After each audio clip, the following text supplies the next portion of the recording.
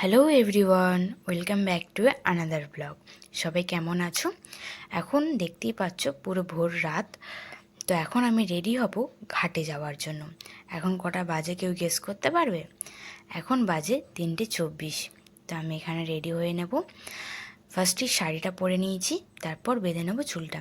চুলটা আমি খোঁপাই করে নিয়েছি, কারণ সকালবেলায় চুলটা বাঁধতে একদমই ইচ্ছা করছিল না।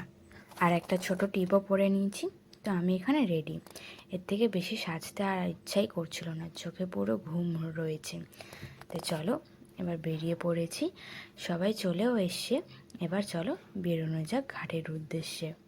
আচ্ছা চলো, তোমাদেরকে একটা জিনিস দেখাই। তোমরা কি কেউ বলতে পারবে এগুলো কী পোকা? কেউ যদি বলতে পারো প্লিজ কমেন্টে জানিও। আর দেখো, আমরা ঘাটে চলেও এসেছি। এখন প্রায় 4টে বাজে। কত ভিড় দেখছো ঘাটে।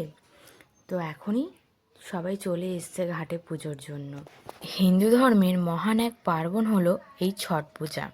কার্তিক মাসের শুক্লাপক্ষের ষষ্ঠী তিথিতে এই ব্রত পালন হয়। ছট পূজায় কোনো মূর্তি পূজা হয় না, এতে ডুবিত এবং উদিত সূর্যকে পুজো করা হয়। পূজার 2 দিন আগে লাউ ভাত এবং 1 দিন আগে দুধ ভাত খাওয়ার পর 36 ঘন্টার এক কঠোর ব্রত পালন হয়। এই ব্রত মূলত পারিবারিক সুখ, সমৃদ্ধি ও সন্তান লাভের জন্য করা হয়। এই ব্রতের প্রচার মূলত বিহার, ঝাড়খণ্ড, উড়িষ্যা রাজ্য থেকেই শুরু হয়। এখন ভারতবর্ষের প্রায় অনেকগুলি রাজ্যতেই এই ব্রতের উদযাপন লক্ষ্য করা যায়। দেখো, সূর্য ওঠার সময়ও হয়ে গেছে, সব মহিলারা ঘাটে লেবেও পড়েছে পূজার উদ্দেশ্যে।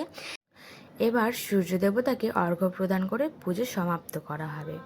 তারপর আমরা রওনা দেব বাড়ির পথে। তো বন্ধুরা, তোমাদের যদি ভিডিওটা ভালো লাগে প্লিজ একটা লাইক করে দিও এবং চ্যানেলটিকে সাবস্ক্রাইব করে দিও। টাটা।